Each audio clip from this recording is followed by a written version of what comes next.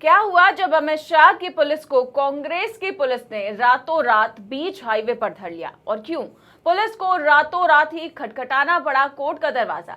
कल शाम से लेकर रात तक एक ऐसा हाई वोल्टेज ड्रामा चला है जो देखने लायक है। पहले आप इस वीडियो को देखिए। इस वीडियो में आप दो राज्यों की पुलिस को आपस में भिड़ते हुए देखेंगे। यही नहीं, हिमाचल प्रदेश की पुलिस ने दिल्ली पुलिस के कुछ अधिकारियों को हिरासत में भी ले लिया। तो आखिरकार किस मामले को लेकर दो राज्यों की पुलिस आमने सामने आ गई और क्यों अमित शाह की पुलिस को रातों रात कोर्ट का दरवाजा खटखटाना पड़ा, बताएंगे आपको अपनी इस रिपोर्ट में। मामला दिल्ली के एआई समिट से जुड़ा हुआ है, जब 20 फरवरी को कुछ यूथ कांग्रेस कार्यकर्ताओं ने टी शर्ट उतारकर प्रदर्शन किया था, जिसके बाद दिल्ली पुलिस उन प्रदर्शनकारियों को ऐसे ढूंढने लगी जैसे वो कोई आतंकवादी हो। अमित शाह के इशारों पर दिल्ली पुलिस प्रदर्शनकारियों पर केस दर्ज करके और गिरफ्तारियां कर रही है। उनको ढूंढते हुए वो दूसरे प्रदेशों तक जा रही है। इसी केस को लेकर दिल्ली पुलिस हिमाचल प्रदेश पहुंची थी। खबर है कि 3 यूथ कांग्रेस कार्यकर्ता अरबाज अहमद खान, सौरभ सिंह और सिद्धार्थ हिमाचल प्रदेश के शिमला जिले के एक होटल में रह रहे थे। दिल्ली पुलिस की स्पेशल सेल टीम 25 फरवरी को सुबह वहां पहुंची और इन तीनों को गिरफ्तार कर लिया। उन्होंने आरोपियों की एक थार गाड़ी भी जब्त कर ली और सीसीटीवी डीवीआर भी ले जा रहे थे। लेकिन नेशनल हाईवे पर शिमला के पास एक बैरियर लगा करके हिमाचल प्रदेश दिल्ली पुलिस का इंतजार कर रही थी। जैसे ही दिल्ली पुलिस के अधिकारी उनके हत्थे चढ़े, सड़क पर भी जबरदस्त हंगामा हो गया। क्या कुछ हुआ, वीडियो देखिए। आज सत्ता की आंखों में आंखें डालकर पत्रकारिता करना बेहद मुश्किल हो गया है। हम पर मुकदमों से लेकर चैनल को बंद करने का दबाव बनाया जा रहा है। मुश्किल दौर है, लेकिन हम हार नहीं मानेंगे। इसीलिए 4 PM को ज्यादा से ज्यादा ज्वाइन करें और स्वतंत्र पत्रकारिता को जिंदा रखने के लिए जितना हो सके हमारा आर्थिक सहयोग करें।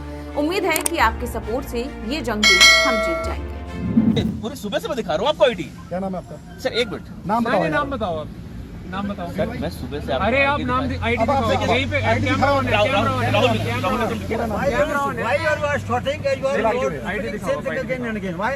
राहुल विक्रम। I क्या mean, रैंक है आपका? आईडी दिखाओ, आईडी दिखाओ। सुबह भी देख चुके, दोबारा देखिए सर। कोई आईडी नहीं दिखाई आपका, कोई आईडी नहीं दिखाई कैमरे के सामने झूठ बोल रहे हैं। you don't mind that you are a well educated person. बिल्कुल sir. I am a well बन जाएगा आपका। अनपढ़ समझे हो ना? आपकी वजह से इतने लोग परेशान हो रहे हैं। Why? सर देखिए ना, ट्रैफिक लगी है, मेरी गाड़ी है खड़ी। क्यों? कहाँ खड़ी है? ये खड़ी है सर, पूरा ट्रैफिक खुला हुआ किसकी है। गाड़ी है? आपकी वजह से एक ये इनकी साफ की गाड़ी है। हाँ प्लीज आप लोग अंदर करेंगे, वही मैं आप बाहर करेंगे। ये जाने को तैयार है, ये जाने को तैयार नहीं। मीडिया वाले हम हम आपकी बात समझ सिर्फ किसी के मैं एक बात इधर वजह से इतनी पब्लिक को हम सबके साथ सीधा पड़ रहा है। आपकी ज्वाइनिंग FIR हो गई है। अब आप सड़क में करेंगे FIR। सर आप अंदर कीजिए ना सर, आप ये जाने को तैयार नहीं है ना। अब इन्वेस्टिगेशन हम वही भी कर सकते हैं यार, हम यहाँ पे भी कर सकते हैं। मैं यार आपसे कोई रपट नहीं हुआ है। नंबर आपका ये है। नोट कर रहे हैं। सुबह से वीडियो में शिमला पुलिस को दिल्ली पुलिस के जवानों से कहते हुए देखा जा सकता है कि गिरफ्तार किए गए 3 आरोपियों को केवल 3 जवान ही ले जा सकते हैं। बाकी पुलिस जवानों को जांच में शामिल होने के लिए यहीं रुकना पड़ेगा।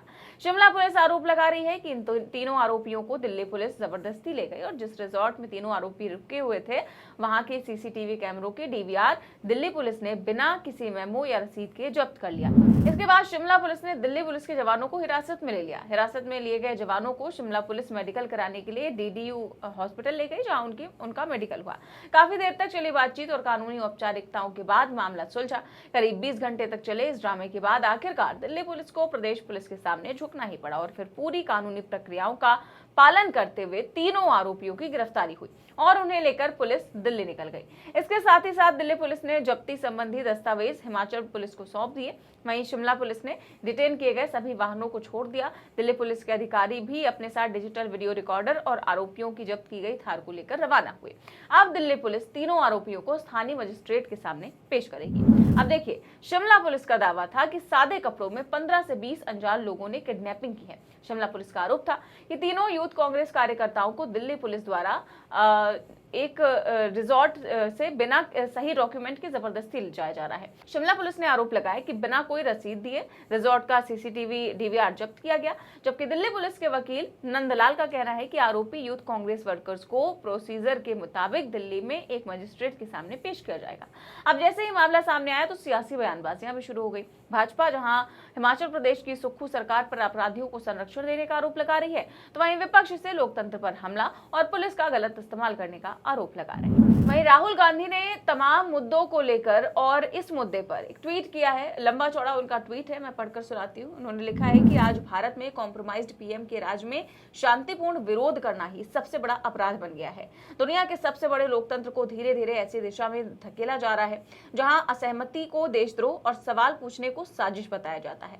सोचिए, मुद्दा कोई भी हो, अगर आप सत्ता के खिलाफ संवैधानिक तरीके से आवाज उठाते हैं तो लाठी, मुकदमा और जेल ये लगभग तय है। पेपर लीक से त्रस्त युवाओं ने अपने भविष्य के लिए आवाज उठाई, जवाब मिला लाठियों से। देश की गौरवशाली महिला पहलवानों ने बीजेपी के प्रभावशाली नेता पर लगे आरोपों की निष्पक्ष जांच की मांग की। उनकी पुकार को बदनाम किया गया, आंदोलन को कुचला गया और उन्हें सड़कों से जबरन हटाया गया।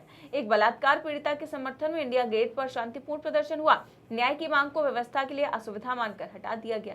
युवा कांग्रेस ने देश को अहित करने वाले यूएस ट्रेड डील का शांतिपूर्ण विरोध किया तो उन्हें देश विरोधी बताकर गिरफ्तार कर लिया गया। जब आम लोग जहरीली हवा के खिलाफ खड़े हुए तो पर्यावरण की चिंता को भी राजनीति कहकर दबा दिया गया। जब किसानों ने अपने अधिकारों के लिए आंदोलन किया तो उन्हें देश विरोधी करार दिया गया।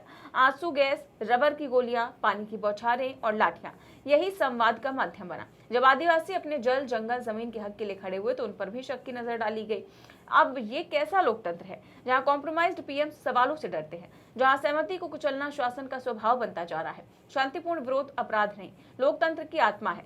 सवाल पूछना लोकतंत्र की जिम्मेदारी नहीं, उसकी ताकत है। लोकतंत्र जब मजबूत होता है, जब सरकार आलोचना सुनती है, जवाब देती है और जवाबदेह रहती है। मोदी जी, ये नॉर्थ कोरिया नहीं, भारत है। जब सत्ता खुद को राष्ट्र समझने लगे और असहमति को दुश्मन, तब लोकतंत्र मर जाता है। तो राहुल गांधी ने तमाम मुद्दों को लेकर के घेरा है मोदी सरकार को और कहा है कि सरकार में आलोचना करना देशद्रोह बताया जाता है। अब देखिए, ये कोई पहली बार नहीं है जब अमित शाह की पुलिस को दबाना पड़ा हो। आप याद कीजिए, कुछ महीने पहले जब ईडी पश्चिम बंगाल में आईपैक के दफ्तर पर रेड मारने पहुंची थी तो कैसे सीएम ममता बनर्जी खुद ईडी का सामना करने उतर गई थी और शाह की एजेंसी को खदेड़ कर रख दिया था। हालांकि इस घटनाक्रम से एक बात तो साफ हो गई है कि विपक्ष अब धीरे धीरे सीख रहा है कि कैसे अगर अमित शाह की पुलिस मनमानी पर उतर आए तो उसे दबना नहीं है, बल्कि कानूनी प्रक्रिया से उसका सामना करना है। इसके साथ ही विपक्ष के पास कुछ राज्यों में सरकार होने का कितना फायदा भी होता है। उम्मीद है कि कांग्रेस को अब ये समझ में आया होगा।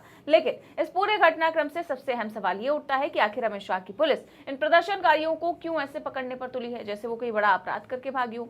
क्या ये विपक्षी नेता और उनके कार्यकर्ताओं को मैसेज देने की कोशिश है कि हमारे खिलाफ अगर विरोध प्रदर्शन करोगे तो इसका बुरा अंजाम होगा। दिल्ली एआई समिट में युवा कांग्रेस के कार्यकर्ताओं ने अर्धनग्न अवस्था में प्रदर्शन किया तो गोदी मीडिया और भाजपा ने नैरेटिव गढ़ा कि कांग्रेस ने देश की छवि को खराब करने का काम किया है। इनको एंटी नेशनल तक घोषित कर दिया गया। भाजपा कार्यकर्ताओं ने सड़कों पर उतरकर कांग्रेस के खिलाफ जोरदार प्रदर्शन किया, हर तरह के हमले किए, यहाँ तक कि मोदी जी स्वयं कांग्रेस पर नंगी और गंदी राजनीति करने तक का आरोप लगा रहे थे। यहाँ तक तो सब कुछ ठीक था, यहाँ मामला पॉलिटिकल था। लेकिन अब जिस तरीके से दिल्ली पुलिस प्रदर्शनकारियों की धरपकड़ कर रही है, क्या ये सही है? क्या शांतिपूर्ण प्रदर्शन करने पर इतनी बड़ी सजा मिलनी चाहिए? क्या संविधान में कहीं लिखा हुआ है कि टी शर्ट उतार करके किसी समिट में प्रदर्शन करना और प्रधानमंत्री के खिलाफ नारे लगाना गैर कानूनी है? इस पूरी खबर पर आप क्या सोचते हैं? हमें कमेंट बॉक्स में अपनी राय जरूर दें। चैनल को सब्सक्राइब भी करें और ज्वाइन भी करें। नमस्कार।